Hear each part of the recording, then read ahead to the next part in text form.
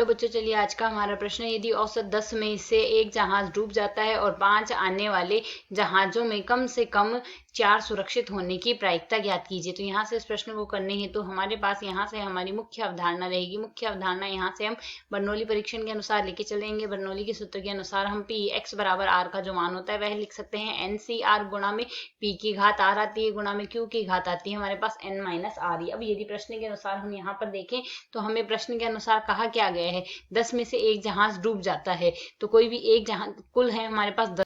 तो यदि प्रश्न के अनुसार देखें हम यहाँ से हमें क्या कहा गया है, 10 में से एक जहाज डूब रहा है तो डूबने की प्रायिकता P बराबर हमारे पास P, डूबने की प्रायिकता हमारे पास क्या आएगी, 10 में से एक जहाज ही डूब रहा है तो 1/10 आ गई डूबने की प्रायिकता हमारे पास यहाँ से। और नहीं डूबने की प्रायिकता यदि हम यहाँ से देखें P ना डूबने की प्रायिकता वह हमारे पास यहाँ से क्या आएगी, इसकी प्रायिकता आ जाएगी 1-1/10, जिसे यदि हम यहाँ से सरल करते हैं तो मान आ जाएगा हमारे पास 9/10। ये है मान आ गया।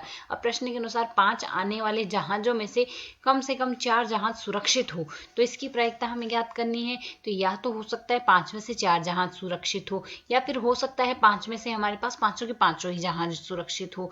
तो इसकी प्रायिकता बराबर हमारे पास यहाँ से क्या आ जाएगी, हम पहली स्थिति कम से कम बताना है तो यहाँ से एक स्थिति तो यह हो सकती है 5 में से 4 जहाज हमारे पास सुरक्षित आ जाए। तो 5 में से 4 की चेन की प्रायिकता आएगी 5 से 4। अब 5 में से 4 सुरक्षित है, सुरक्षित अर्थात डूबे नहीं है, तो इसकी प्रायिकता आएगी 9 ना डूबने को यदि हम सफल स्थिति लें तो यहाँ से 9/10 की घात हमारे पास क्या आएगी, आर। आर का मान हमारे पास यहाँ से 4 आएगा और गुणा में आएगा 1/10 की घात 1 आ गई, क्योंकि 5 - 4 बराबर 1 आ जाएगा इस सूत्र के अनुसार। प्लस या फिर पांचों के पांचों ही जहाज सुरक्षित, तो 5 से 5 आ गया, 9/10 की घात हमारे पास 5 आ जाएगी और 1/10 की घात आ जाएगी हमारे पास यहाँ से 0। इसे यदि अब हम आगे सरल कर लेते हैं तो मान हमारे पास क्या आ जाएगा, 5 से 4 का मान तो होता है 5, गुणा में आएगा 9 की घात 4 आ गई हमारे पास यहाँ से और बट्टे में आ जाएगी 10 की घात 5 आ गया, 4 और 1 5 आ जाएगा।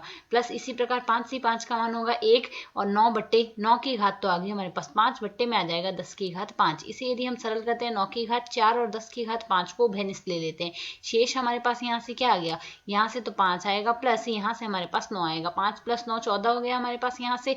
तो यहाँ से हमारे पास प्रायिकता आ जाएगी 14/9 की घात 4 गुणा में आ गया 14 और बट्टे में आ जाएगा 10 की घात 5। यही हमारे इस प्रश्न का हल है। आशा है समझ आया। धन्यवाद।